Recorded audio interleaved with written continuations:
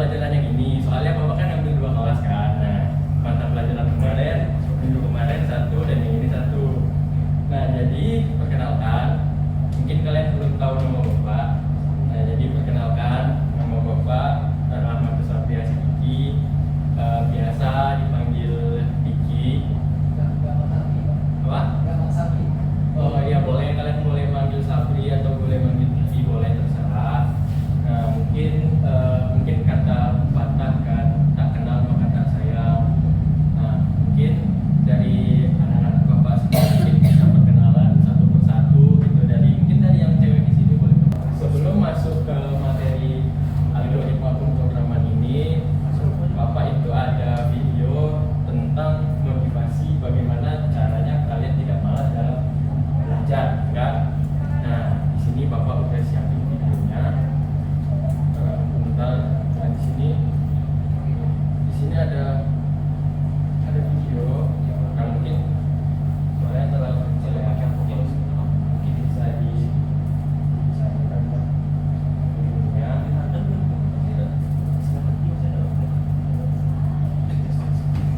Ya, nah, mungkin kalian bisa menonton video ini mungkin sekitar 3 menit.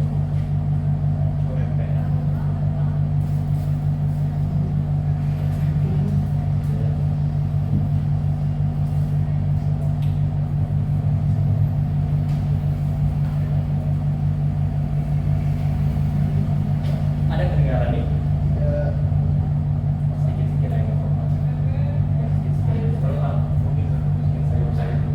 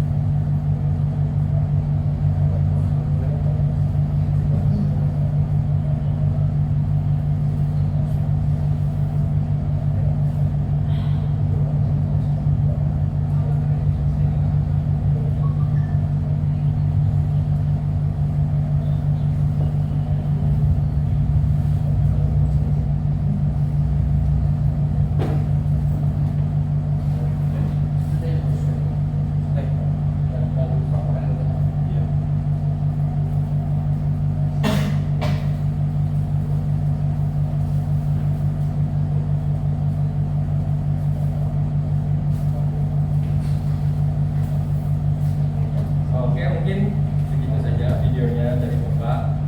Nah, jadi kesimpulannya adalah jangan malas agar kita bisa mengembangkan diri lebih baik ke depannya gitu.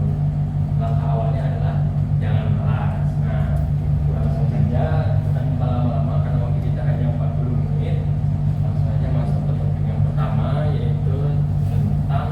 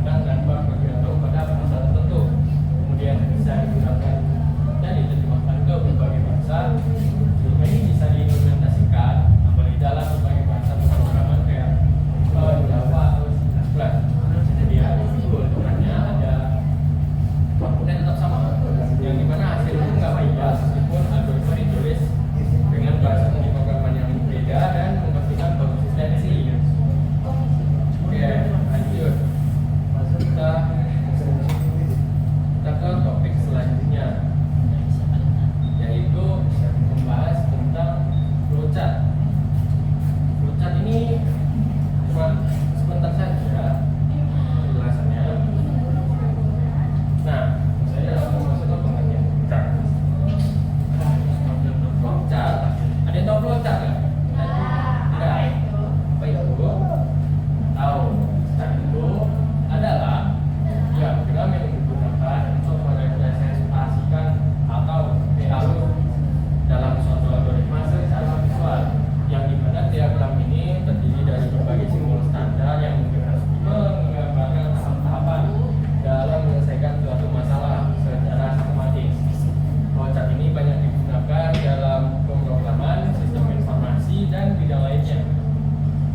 Flowchart ini sebenarnya itu sangat bermanfaat karena dia membantu dalam memahami algoritma dengan lebih mudah, karena dia menjadikan langkah-langkah dalam simbol dan alur yang jelas. Nah, dengan adanya flowchart, program atau analisis sistem dapat mengidentifikasi kesalahan logika sebelum mengimplementasikan kode, sehingga dapat meningkatkan efisiensi dan akurasi dalam pengembangan software. Nah, di flowchart ini juga ada simbolnya. Sebenarnya simbol flowchart ini ada banyak, tapi simbol-simbol dasar yang sering digunakan itu ada 6. Yang pertama itu ada flow atau tata pakai. Ini menunjukkan, gunanya itu menunjukkan arah aliran proses dalam diagram flowchart. Kemudian itu ada terminator atau kayak kotak bulat. Itu gunanya itu adalah simbol untuk menandakan awal dan akhir dari suatu proses atau algoritma. Kemudian ada yang kotak, itu adalah namanya proses. Ini digunakan untuk menentukan tindakan yang harus dilakukan dalam proses. Kemudian ada yang bentuk berat tepat, itu namanya decision. Nah, ini ditujukan untuk membuat titik keputusan dalam alur kerja yang merupakan pilihan dia atau tidak. Kemudian yang terakhir itu ada 5 ternyata. Itu ada input atau output. Manfaatnya ini digunakan untuk menunjukkan input atau output data dalam proses. Nah, ini contoh sederhana dari flowchart, bisa ditengok ya. Yang kayak tadi itu kan ada mulai start, kemudian di termasuk penjelasannya yang dimana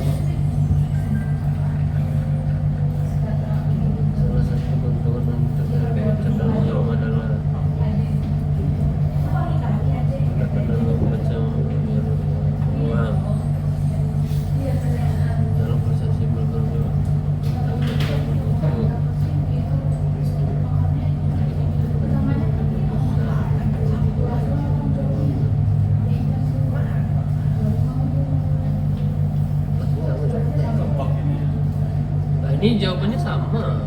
Salah.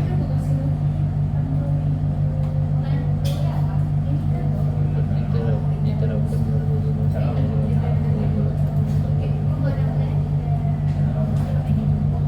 Nah, bulan itu kan kalau tahu resmi. Ya, justru. Mah. Ragam kemampuan. Apa tiga kali? Besok itu.